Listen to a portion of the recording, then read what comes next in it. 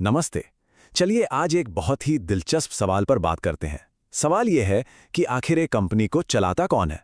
अब जरा सोचिए, एक कंपनी वो कोई जीता जागता इंसान तो है नहीं, वो खुद से सोच नहीं सकती, बोल नहीं सकती, तो फिर उसके जो इतने बड़े बड़े फैसले होते हैं वो लेता कौन है।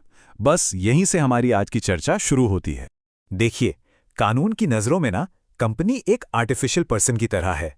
मतलब वो अपने नाम पर प्रॉपर्टी खरीद सकती है, उस पर कोई केस भी कर सकता है, लेकिन उसका अपना कोई दिमाग तो है नहीं। तो जाहिर है उसे चलाने के लिए असली इंसानों की जरूरत पड़ती है।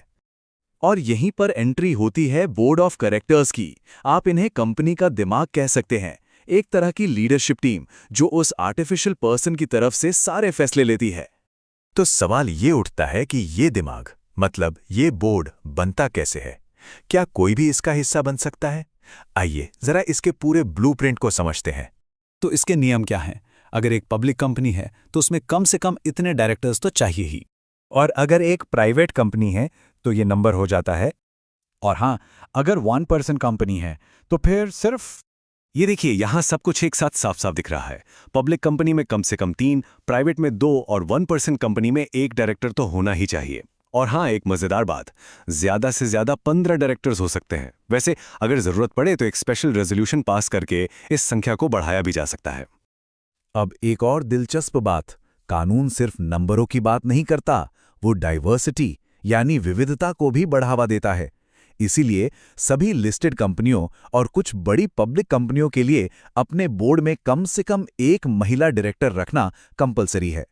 इतना ही नहीं, एक और बहुत जरूरी नियम है, हर बोर्ड में कम से कम एक रेजिडेंट डायरेक्टर होना चाहिए। मतलब एक ऐसा डायरेक्टर जो साल में कम से कम 182 दिन इंडिया में रहा हो। इससे ये पक्का होता है कि बोर्ड में लोकल समझ और जवाबदेही बनी रहे।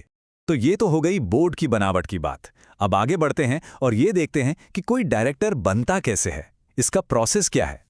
देखिए, डायरेक्टर बनने के सफर का सबसे पहला और सबसे जरूरी कदम है DIN, यानी डायरेक्टर आइडेंटिफिकेशन नंबर। इसे कॉर्पोरेट वर्ल्ड का आधार कार्ड समझ लीजिए। ये सरकार से मिलने वाला एक यूनिक नंबर है जो जिंदगी भर आपके साथ रहता है। तो पूरा प्रोसेस कैसा दिखता है? मोटे तौर पर 4 स्टेप्स हैं। पहला, आपको डिन लेना होगा।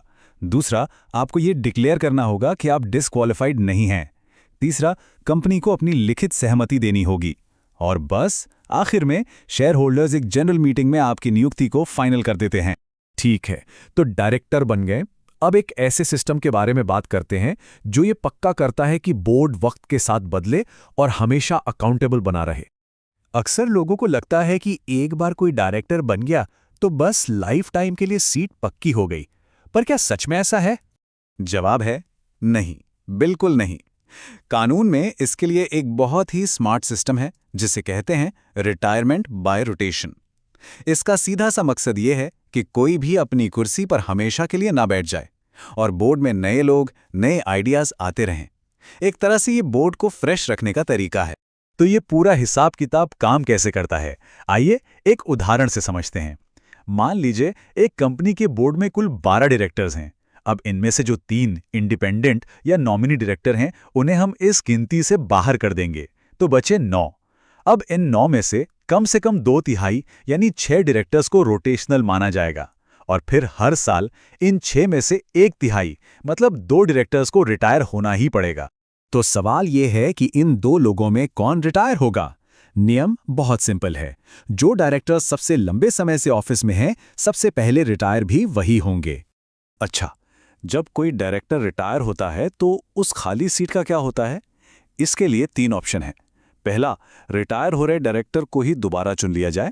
दूसरा, किसी नए इंसान को मौका दिया जाए। या तीसरा, कंपनी फैसला कर सकती है कि उस जगह को फिलहाल खाली ही रखा जाए। पर सोचिए, अगर मीटिंग में कोई फैसला ही नहीं हुआ तो? ऐसे हालात के लिए कानून में एक सेफ्टी नेट है। बोर्ड में स्टेबिलिटी बनाए रखने के लिए रिटायर हो रहे डायरेक्टर को ऑटोमैटिकली दोबारा अपॉइंट हुआ मान लिया जाता है। इसी को कहते हैं डीम्ड रीअपॉइंटमेंट। तो आखिर में पूरी बात इस एक लाइन पर आ जाती है कि डायरेक्टर का पद सिर्फ एक पोजीशन नहीं है, ये भरोसे का पद है। ये एक जिम्मेदारी है जो कंपनी के असली मालिक यानी शेयर होल्डर्स ने उन्हें सौंपी है। और यहीं पे हम आज के सबसे बड़े सवाल के साथ इसे खत्म करते हैं कि कोई भी कंपनी पुराने और अनुभवी डायरेक्टर्स की स्टेबिलिटी और नए लोगों के फ्रेश आइडियाज के बीच सही बैलेंस कैसे बनाती है। ये एक ऐसी पहेली है जिसे हर कामयाब बोर्ड को लगातार सुलझाना पड़ता है। इस पर सोचिएगा जरूर।